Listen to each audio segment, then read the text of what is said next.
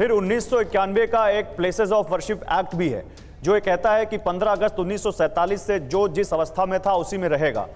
तब तो उस कानून को बदलने की भी जरूरत पड़ेगी अगर यहां पर जैसा आप कह रही हैं वैसा करना है तो। देखिए, सनातन जगत को 3 स्थान दिलाने का संतों का, विरक्त संतों का, गौरव जी, जो गंगा के तटों पर झाड़ियों में जो है भजन कीर्तन करते थे, उन सब ने भी मिलकर इन 3 स्थानों के लिए शपथ ली थी। मुझे लगता है कि इस मार्ग पर जो भी बाधा आए उसे दूर करना चाहिए। और सबसे बड़ी बात यह है कि समाज का सौहार्द इससे बनता है। ये चीजें खत्म हो जाएंगी तो सारे भारतवंशी अपनी अपनी आस्था के साथ जिएंगे, अपनी श्रद्धाओं को जिएंगे। एक आखिरी सवाल फिर मैं अपने पैनल के पास जाऊंगा। साध्वी रितंबरा, मथुरा, अयोध्या, काशी और मथुरा, क्या इस बात का की गारंटी है या क्या आप इस बात को कह सकती हैं कि इसके बाद कोई नया विवाद नहीं खड़ा होगा? गौरव जी, संतों ने, मैं जिन संतों की बात कर रही हूं जिनको राजनीति से कभी कुछ लेना देना नहीं, जो मठ मंदिरों की प्रक्रिया से भी मुक्त रहे हैं, उन्होंने ये 3 स्थानों की शपथ ली थी कि ये 3 स्थान सनातन जगत को मिल जाएं। नहीं तो फिर वही वाली बात है कि क्योंकि बहुत लंबा राजनीतिक गुलामियां रहीं, आक्रमण होते रहे, बहुत सारी लंबी श्रृंखला है, उसमें कोई भी जाना नहीं चाहेगा। ये 3 स्थानों की बात है, जो 3 स्थान समाज को मिल जाएं तो सनातन जगत बहुत प्रसन्नता अनुभव करेगा। ठीक है, साध्वी रितंबरा, आपसे अपनी बात यहीं पूरी करती हूँ। अच्छा, आपसे आग्रह है कि अगर आप रुकना चाहें, हमारे साथ पैनलिस्ट हैं जो आपसे बात करना चाहते हैं। अच्छा, नहीं रुकना चाहती, ठीक है, यहाँ ठीक है। साध्वी रितंबरा, मैं गौरव जी रुक नहीं पाऊंगी क्योंकि अचानक ये व्यवस्था आई ना, तो इसीलिए मैं सबसे क्षमा चाहती हूँ। जितने भी सम्माननीय पैनल के सदस्य हैं, उन सबको प्रणाम करती हूँ। बहुत बहुत आपका शुक्रिया, बहुत आभार, आपने अपना कीमती वक्त हमें दिया। Page number 60, Maasire Alamgiri. जनवरी 1670 में बादशाह ने आदेश दिया कि मथुरा में जो केशव देव मंदिर है उसे गिरा दिया जाए। जितनी भी मूर्तियां हैं जिनमें कीमती जवाहरात जड़े हों जो मंदिर में रखी थी, उन्हें आगरा लाया जाए और बेगम साहब मस्जिद की सीढ़ियों के नीचे दफन कर दिया जाए। ये मासरे आलमगिरी के पेज नंबर 60 में है। मथुरा का नाम तब बदलकर इस्लामाबाद रख दिया गया, ये मासरे आलमगिरी में लिखा गया है। और इसके बाद हुक्म की तामील करने वालों को इनाम भी दिए गए, ये साफ उसमें लिखा हुआ है। अब जब बात यहां हो रही है इतिहास की, तो इतिहास के तथ्यों में ये लिखा गया। मैं आप तीनों के पास आऊंगा, मुझे मालूम है आप तीनों कुछ बोलना चाहते हैं, लेकिन क्योंकि मैं आपसे एक बार फिर से रिक्वेस्ट कर रहा हूं, आप तीनों को मौका दूंगा, आप बोलिएगा, एक इधर से जवाब आ जाए इसका। मासरे आलमगिरी, औरंगजेब, इसमें साफ कह रहे हैं उनके जो सिपह सलार की उन्हें आदेश दिया गया।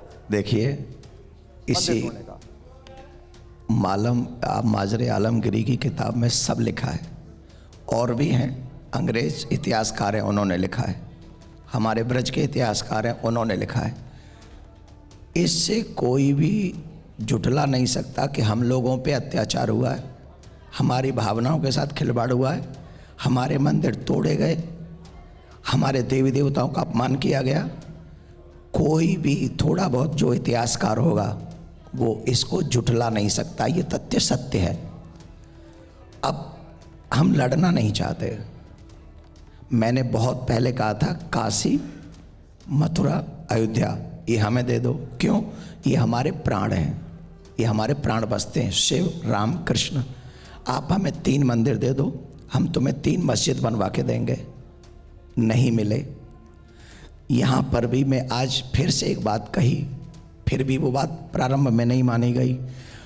आपके मुस्लिम इतिहासकार कहते हैं कि केशव देव की मूर्तियों को लेके जामा मस्जिद की सीढ़ियों में गाड़ दो। वाय, कौन सा सम्मान दे रहे थे?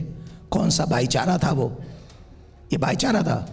नहीं, ये हम लोगों की आस्था को पैरों तले कुचलना है। उन लोगों से आपका कोई लेना देना नहीं है जो तीनों यहाँ बैठे हैं, बाहरी आक्रांता थे वो।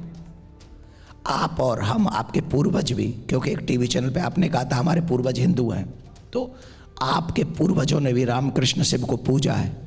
उन पूर्वजों की आस्था के नाते ही हमें यहाँ टीवी चैनलों पे लड़ना नहीं चाहिए, बल्कि कहना चाहिए कि तीनों जगह दे देनी चाहिए, इस पे कोई विवाद नहीं होना मेहरुद्दीन चाहिए। अंग्रेज, करो मेहरबानी तुम अहले ज़मीं पर, खुदा मेहरबा होगा अर्शे बरी पे। हिंदू और मुसलमानों में भाईचारा करो, एकता करो, इस देश को उन्नति और विकास की तरफ ले जाओ। ये इस देश को मेरे पास अंधेरे समय में कम है, ले मेरे जाओ। पास समय ये कम है, हमारी राष्ट्रभक्ति मेरे है। पास समय कम है। ये आपसे भाईचारा करना चाहते हैं, आप इनसे दुश्मनी कर रहे हैं। दिलवा दो मथुरा। बस मथुरा देंगे तो भाईचारा होगा, नहीं तो नहीं होगा। ये कौन सा भाईचारा, ये कौन सा भाईचारा हुआ कि मथुरा दे दो? नंदन जी, आप मेरे से खून मांगो, मैं अभी देता हूँ। आपका खून मेरे किसी काम का नहीं है, मेरे लिए मथुरा काम का है। अरे मुसलमान आपका खून मेरे का। भाईचारा नहीं ये दिलों में आप दिलों में आप लोगों पर गुलाब रखते हैं, ये सब अपने चेहरे पे दोहरे नकाब रखते हैं, दुरंगी बातें करते हैं। हमें देश में भाईचारे की बात करनी है, एकता की बात करनी है। अब सुन लीजिए, अब 3:1 हो रहा है, तो अब सुन लीजिए, सुन लीजिए, हद हो गई यार। आप सुन लीजिए। आप ये भी कह अरे आप सकते सुन थे लीजिए, तीन कि लोग एक चलिए साथ मेरे बोल रहे हैं तो बहुत एक सारे आदमी को लोग बोलने हैं, दीजिए। जिनको खून की आवश्यकता है, मैं बस दिलवाता हूँ। ओके पता नहीं ओके, आपका आपने कहा मेरे काम का नहीं। अब सुनिए, समय नहीं है, खत्म हो गया समय। रंगरेज समय खत्म हो गया। अब इससे बड़ा ऑफर क्या करेंगे आप? रुकिए, मेरे ऊपर कितना भी बुरा वक्त आ जाए, आपका खून नहीं लूंगा। ये कोई पहली हम बात देने आएंगे, मेरी आप बात मत सुनो, लेना, मेरी हम बात देंगे। सुनो। दूसरी बात, मैं जो आपसे लेने आया हूं वो मुझे दे दो, वो दूंगा नहीं। वो हमारे बस की बात नहीं है। हिंदुस्तान के किसी मुसलमान के तो- बस की बात कुछ नहीं। किसी आलिम के बस की बात नहीं है। तो किसी फिर हिंदुस्तान के दुनिया के 250 करोड़ मुसलमानों की मस्जिद बस को की बात ऐसे नहीं नहीं दे है सकते। कि मस्जिद किसी को दे दी जाए। वो अल्लाह का ले लो, घर हमसे ले है, लो। अल्लाह ही ले सकता है। बाबरी मैंने मस्जिद आज ले तक ली, तो ये एक भी बात ले लो। कही थी, फिर हमें आपने दूसरे फिर चैनल हमें कोर्ट में फैसले पे कही। फिर बात हमें कह रहा हूं। देखो, फिर हमें कोर्ट के आदेश का इंतजार करना चाहिए। नहीं, उससे पहले हम कोर्ट गए हैं। तोड़ना तो आप आपने सिखाते किसी तरह हैं, तोड़ लो। तोड़ना तो आप आसान हो सिखाते जाएगा हैं, और। हम तोड़ते नहीं और हैं। आसान हो जाएगा। हम संविधान में विश्वास रखते हैं। बाबरी की तरह तोड़ लो हिंदुस्तान इसको। के इतिहास का सबसे बदतरीन दिन है 6 दिसंबर 1992। हिंदुस्तान की तारीख नहीं, दुनिया की तारीख में लिखा जाएगा, क्योंकि कानून का, संविधान का और देश के कानून का यहाँ पे एक चीज बड़ी साफ है, एक चीज बड़ी साफ है। तीन लोग एक आदमी के खिलाफ बोल रहे हैं और उसको बोलने का मौका नहीं दे आदमी रहे। के खिलाफ नहीं बोल रहे, एक मिनट रुकिए, बात कर रहे हैं। नहीं ऐसे रुकिए, आप रुकिए, आप अपनी उनकी बात पूरी हो जाने हमारी दीजिए। इनसे क्या दुश्मनी है? हम लोगों ने, जो हमारे हिंदू भाइयों ने जो लड़ाई लड़ी है, संवैधानिक लड़ाई है, हमने कोर्ट का रास्ता बनाया है। संविधान की लड़ाई थी। 6 दिसंबर 1992 जो मस्जिद तोड़ी थी, वो कानून ने संविधान की धज्जियां उड़ा दी। अब सुनिए, अब रुकिए, एक अरे उनको बोलने दीजिए, 1600 सवाल पूछ लीजिए फिर बोलने दीजिए। बोलेंगे तो सवाल पूछ लिया ना आपने, 1949 में संविधान अरे तो की सवाल जबरदस्ती रख दी गई थी। सवाल पूछ लिया, आप रुकिए। जब बाबरी मस्जिद तोड़ दी अरे गई, साजिद रशीदी जी, आपने आ सवाल जाओ। पूछ लिया, संविधान की दुहाई देते हैं। तरीका क्या होता संविधान को है? मानते नहीं है। तरीका क्या होता है? आपने सवाल पूछ लिया, आप बोलने दीजिए, बोलिए। ये तरीका है संविधान को अरे मानने का। रुकिए ना, बोलिए। 1670 संविधान युक्त था। औरंगजेब की हरकतें संवैधानिक थी। नहीं, वो इसके बारे में अरे अब रुकिए, एक लाइन बोलते हैं, आप लोग आ जाते हैं। अंग्रेज के बारे में न्यायालय से लूट कर ले गया पूरे हिंदुस्तान को। एक लाइन बोलते हैं और आप लोग तुरंत आ पूरे जाते हैं। हिंदुस्तान को लूट कर ले गया। लाल किले में लगे हमारे हुए पास हीरे 30 सेकंड है, देवकीनंदन जी आप बोलिए। औरंगजेब समय खत्म हो चुका है, समय खत्म हो चुका है साजिद रशीदी। इस देश में आया हुआ सबसे बड़ा आतंकवादी है।